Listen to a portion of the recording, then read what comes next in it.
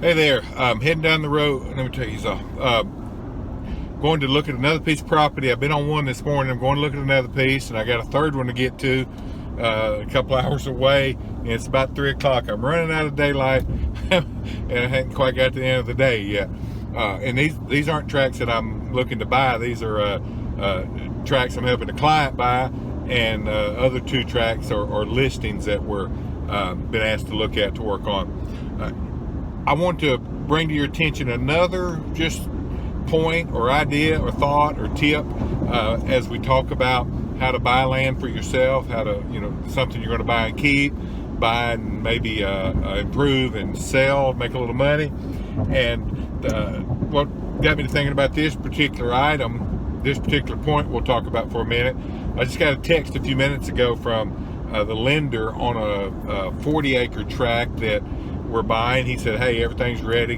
Y'all come close tomorrow, come by and sign tomorrow. And so it got me thinking about that 40 acres and that deal.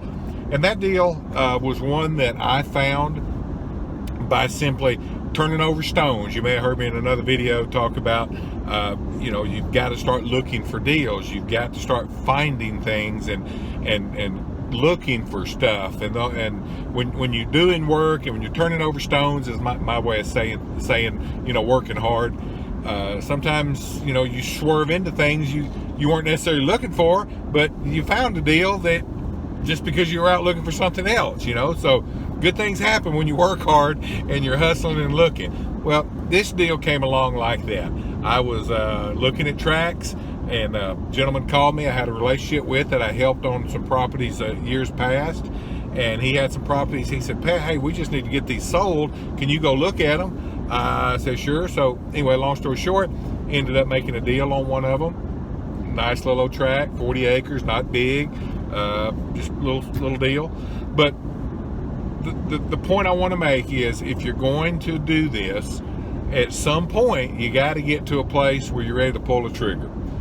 Pull the trigger, just a way of saying, you got to kind of fish or cut bait. You can't analyze a deal 6 ways from Sunday over and over and every little minute thing and get it down to where there's absolutely no risk, no chance of anything going wrong. There's no perfect time. Sure, there are some deals that are much better than others, and all signals are pointing go, go, go. There are other deals that you're getting mixed signals or red flags on. I understand that. But at some point, when it's a reasonable deal, everything goes the way you sort of have it planned out, you should make a little money. It doesn't have to go perfect, but just reasonable course of action, reasonable market, reasonable time. You should be able to make a little money.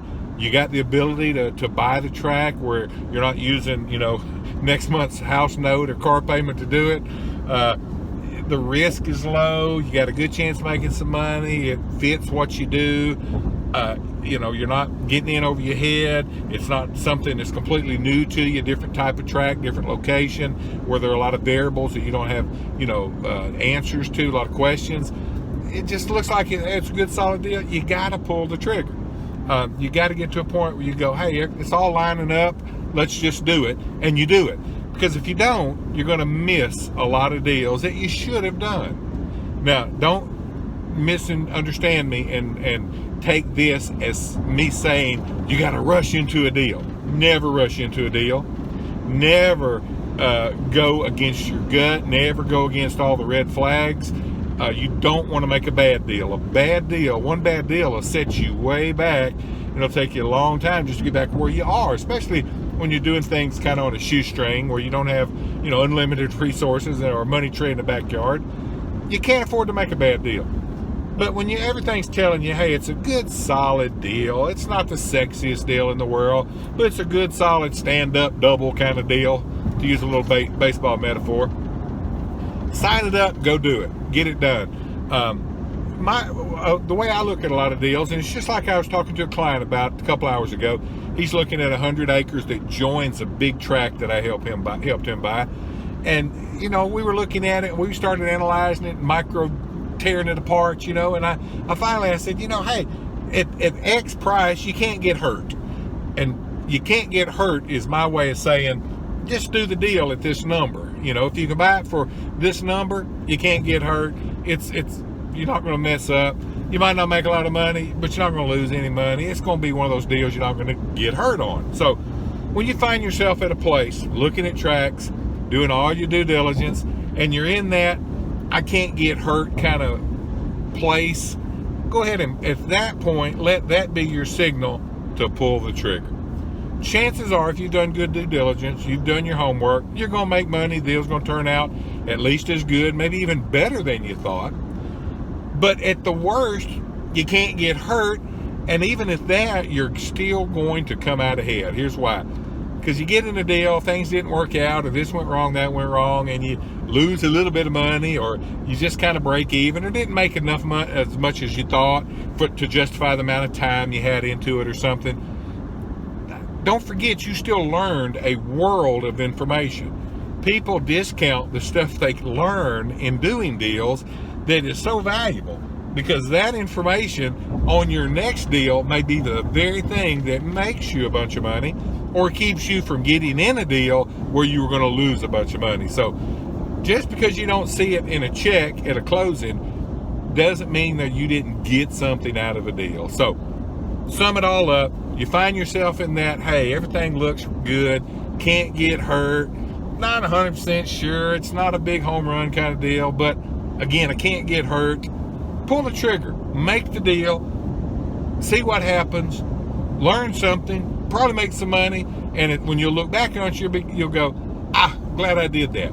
It'll also strengthen your instincts, just like when you work out, you're strengthening muscles, you're making those particular muscles stronger. When you act on your instincts, and then in hindsight that's confirmed, you see, hey, my gut was right, my instincts were good on that, it makes you trust your instincts even more going forward. That's not so important on the good things, but it is critical when your instincts are telling you to run, telling you to get away, telling you, don't get in that deal or do business with that person. Your instincts, in my opinion, are more useful to keep you out of bad situations than getting you into good ones. Good common sense, due diligence, information, using, the sense God gave a billy goat kind of thing, that'll get you in good deals. Good instincts keep you out of bad deals. So anyway, trust your gut, pull the trigger, make some deals.